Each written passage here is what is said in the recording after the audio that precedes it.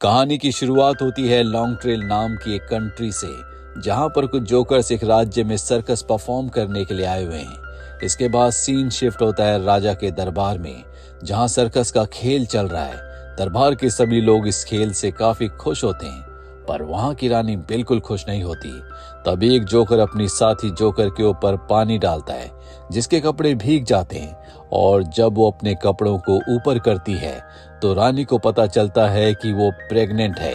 ये देखकर रानी को बहुत गुस्सा आ जाता है और वो वहां से चली जाती है। दरअसल रानी को किसी बीमारी की वजह से बच्चा नहीं हो सकता। उसने अपने बच्चे के लिए काफी कोशिश की और उसे कामयाबी नहीं मिली। अब राजा रानी को मनाने की कोशिश करता है और रानी अपने आप को कमरे में बंद कर लेती है।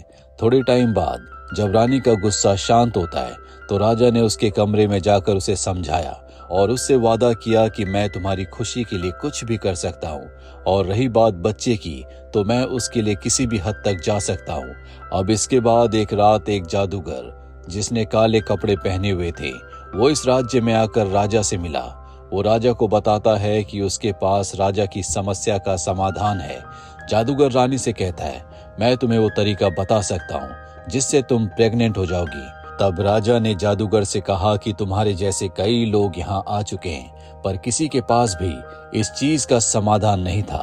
पर जादूगर उसे भरोसा देता है कि मैं तुम्हारी परेशानी को सुलझा दूंगा, पर इस काम में काफी रिस्क है। और वो उसे प्रकृति के नियम समझाता है कि इस बच्चे के पैदा होने पर किसी को तो अपना बलिदान देना होगा, ताकि प्रकृति का नियम संतुलन बना रहे। रानी इस बात के लिए मान जाती है और जादूगर से पूछती है कि उसे क्या करना होगा।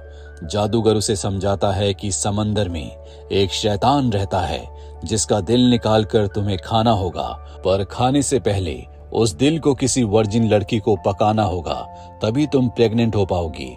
अब दूसरे दिन राजा इस काम के लिए पूरी तैयारी कर लेता है। वो शैतान से लड़ने के लिए एक स्पेशल आर्मर बनवाता है, जिसकी मदद से वो शैतान से लड़ पाएगा। जिसके बाद राजा समंदर की गहराइयों में चला जाता है, जहां थोड़ी दूर पर उसे वो शैतान मिल जाता है। वो शैतान इस वक्त आराम से सो रहा था।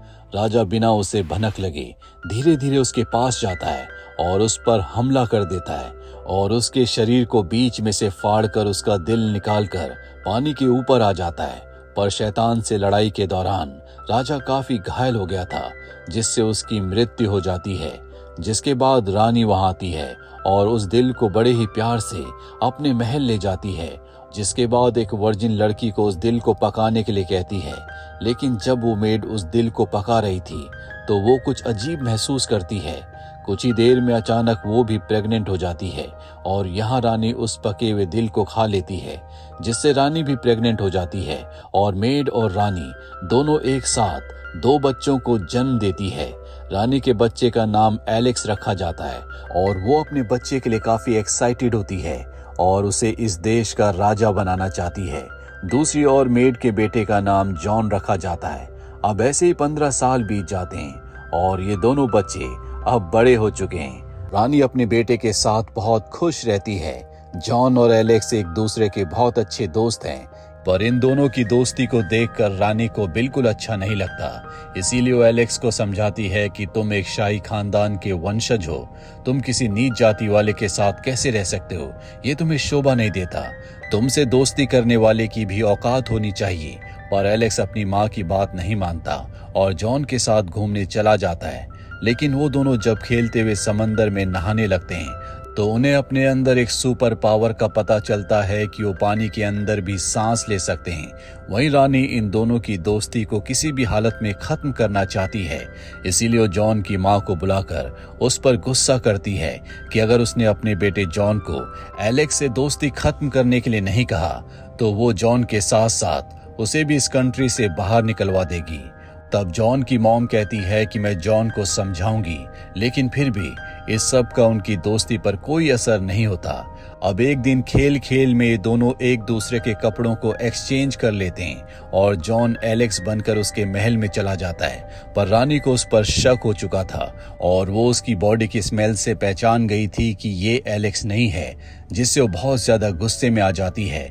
अब रानी ने जॉन को इस राज्य को छोड़ने के लिए कहा, लेकिन एलेक्स ने उसे जाने नहीं दिया और बार बार उसे जाने से रोकता रहा। पर जॉन कहता है कि रानी साहिबा ने यानी कि तुम्हारी मॉम ने मुझे यहाँ से जाने के लिए कहा है, इसीलिए मुझे जाना होगा। एलेक्स उसे रोकते हुए कहता है कि अगर तुम्हें कुछ हो गया तो मैं कैसे जी पाऊंगा। तब जॉन उसे एक पेड़ के पास लाता है और उस पेड़ पर एक कट लगा देता है, जिससे उस पेड़ से पानी निकलने लगता है, जिस पर जॉन का कहना था कि जब तक इस पेड़ से ऐसा पानी निकलता रहेगा समझ लेना कि मैं जिंदा हूँ, पर जिस दिन ये पानी लाल खून में बदल जाए तो समझ लेना कि मेरी जान खतरे में है। और ये कहकर जॉन वहां से चला जाता है। अब एलेक्स जॉन के जाने की वजह से अकेला रह गया था और वो हर दिन उस पेड़ के पास जाकर पानी चेक किया करता। लेकिन ऐसे ही एक दिन जब वो पेड़ के पास आया तो उसने देखा कि उस पेड़ से पानी नहीं बल्कि खून निकल रहा था, जिसे देखकर वो समझ गया कि जॉन किसी बहुत बड़ी मुसीबत में है।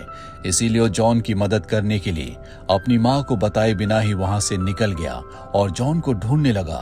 कई जगहों पर ढूंढने के बाद उसको जॉन का घर का पता मिल गया और जब वो उस एरिया में पहुंचा तो वहां के कई लोग उसे जॉन समझकर गले लगाकर रोने लगे, क्योंकि जॉन की और उसकी शक्ल हूबहू एक जैसी है। तब एलेक्स ने उन्हें बताया कि मैं जॉन नहीं बल्कि एलेक्स हूँ, और उसने उन सबको अपनी और जॉन की पूरी कहानी समझाई, जिसके दौरान उसे पता चला कि जॉन की शादी हो चुकी है। वहां के लोगों ने बताया कि कुछ दिन पहले जॉन एक खतरनाक जंगल में गया था और वहां से लौटकर नहीं आया, और ये पता चलते ही एलेक्स उस जंगल की ओर निकल पड़ा। दूसरी ओर एलेक्स की मॉम उसके लिए बहुत परेशान होती है और जब एलेक्स उसे कहीं नहीं मिलता तो वो उसी जादूगर से मदद मांगने जाती है, जिस पर जादूगर का कहना था कि अगर तुम्हें अपने बेटे को बचाना है तो तुम्हें किसी का बलिदान देना होगा। रानी उसकी बात मान जाती है। वहीं जॉन जंगल के अंदर एक गुफा में छुपा हुआ होता है। उसके पूरे शरीर से खून बह रहा होता है। दरअसल वो एक खतरनाक मॉन्स्टर से बचने की कोशिश कर रहा था और मदद के लिए चिल्ला रहा था, और तभी उसकी आवाज सुनकर एलेक्स वहां पहुंच जाता है। एलेक्स उस मॉन्स्टर से लड़ा और उसने अपनी तलवार से मॉन्स्टर को मार डाला और जॉन को बचाकर उस गुफा से बाहर ले आया। लेकिन वो मॉन्स्टर जिसे एलेक्स ने मारा था, उसकी बॉडी अचानक से इंसान में बदलने लगी, और वो मॉन्स्टर और कोई नहीं बल्कि एलेक्स की मॉम थी। यानी कि रानी ने अपने बच्चे को बचाने के लिए अपनी ही जान की कुर्बानी दे दी। एलेक्स को इससे बहुत दुख होता है, पर अब वो जॉन को उसके घर छोड़कर खुद अपने राज्य वापस आ जाता है और अपनी माँ के बाद वो खुद राजा बनकर राज करने लगता है। दूसरी कहानी की शुरुआत होती है एक राजा से जो बंदूक लेकर शिकार के लिए जा रहा था। असल में राजा को लड़कियों का काफी शौक होता है। वो चाहता है कि हमेशा उसके पास कोई ना कोई लड़की होनी चाहिए, इसीलिए वो अपने लिए एक खूबसूरत लड़की की खोज कर रहा था जिससे वो शादी कर सके, और उसने अपनी बीवी के लिए ढेर सारे पैसे और गहने भी जमा किए हुए थे। वहीं एक घर में दो बूढ़ी औरतें रहा करती थी जो जुड़वा बहनें थी। उनमें से बड़ी बहन का नाम डोरा और छोटी बहन का नाम एमा था। डोरा बहुत ही लालची औरत है, जबकि एमा बहुत दयालु। वो दोनों ना तो कभी घर से बाहर जाती हैं और ना ही इन दोनों ने अब तक शादी की है। पर इन दोनों बहनों के अंदर एक खास बात थी कि इनकी आवाज बहुत मीठी थी। यानी कि उम्र के हिसाब से देखा जाए तो इनकी आवाज बिल्कुल जवान लड़कियों जैसी थी।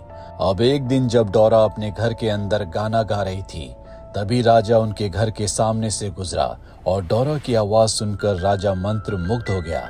राजा सोच रहा था कि अगर इसकी आवाज इतनी अच्छी है तो ये लड़की कितनी सुंदर होगी, इसीलिए वो डोरा से अपना चेहरा दिखाने के लिए कहने लगा। ये सुनकर दोनों बहनें बुरी तरह से डर जाती है, क्योंकि उन्हें लग रहा था कि अगर राजा को पता चल गया कि वो दोनों बूढ़ी हैं तो वो गुस्से में उन्हें मार भी सकता है।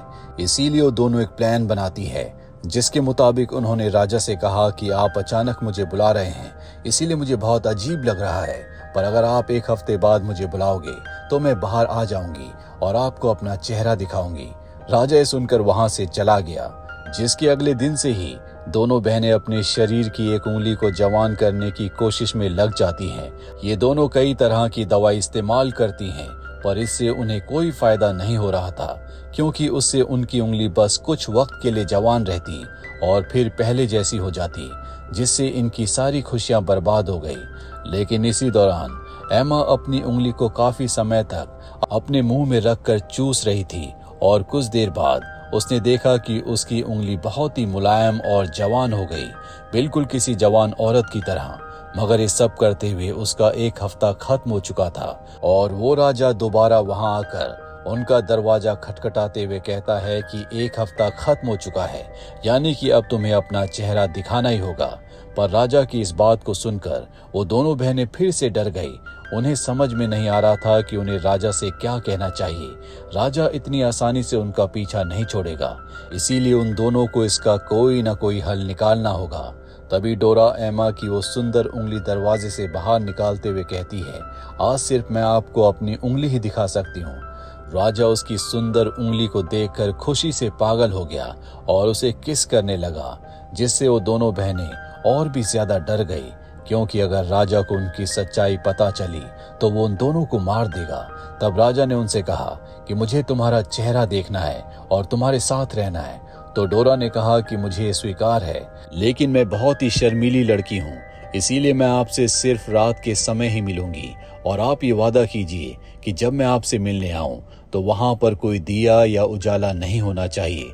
राजा इस शर्त को मानकर खुशी खुशी वहां से चला जाता है, जिसके बाद वो दोनों बहनें अपने रिंकल्स को छुपाने के लिए ग्लू का इस्तेमाल करती है, जिससे उनका काम बन जाता है और डोरा की स्किन बिल्कुल जवान हो जाती है। जिसके बाद एमा ने डोरा को तैयार किया और राजा का सिपाही उन्हें लेने आ पहुंचा।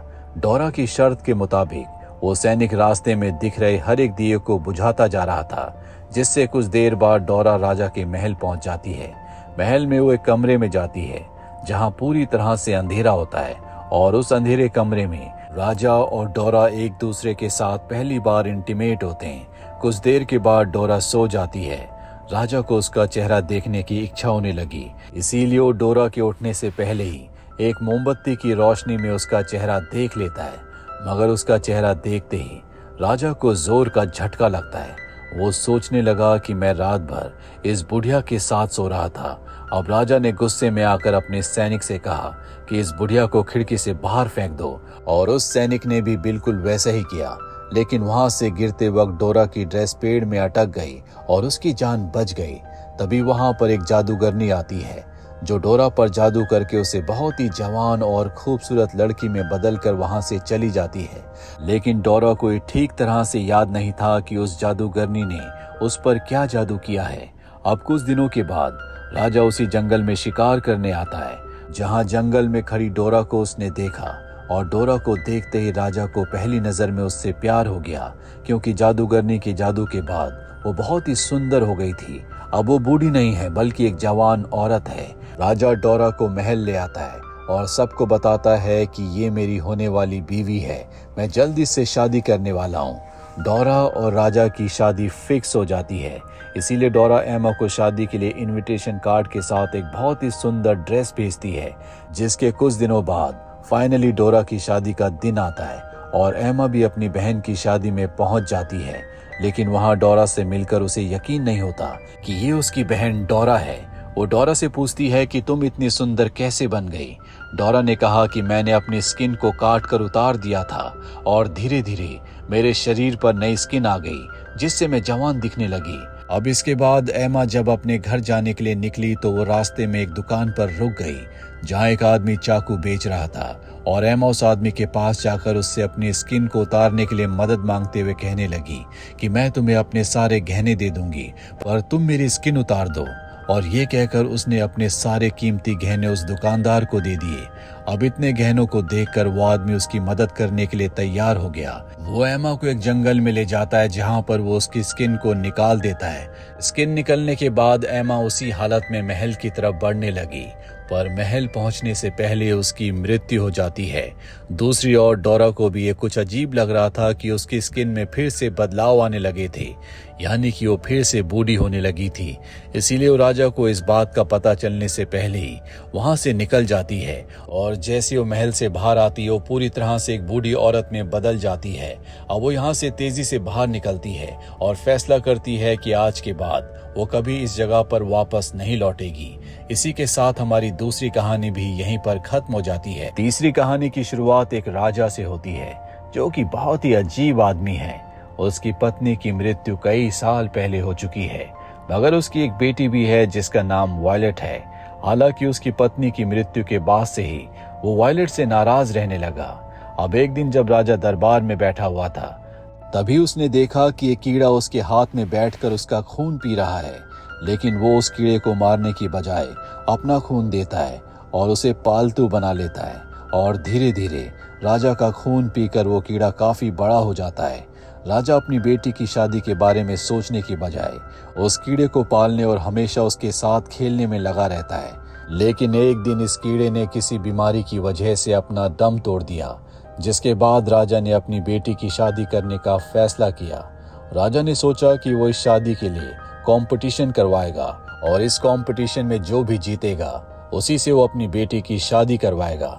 लेकिन जब उसने बात अपनी बेटी को बताई तो वो ये सुनकर काफी दुखी हो गई, पर फिर भी उसने अपने पिता की खुशी के लिए उनकी बात मान ली।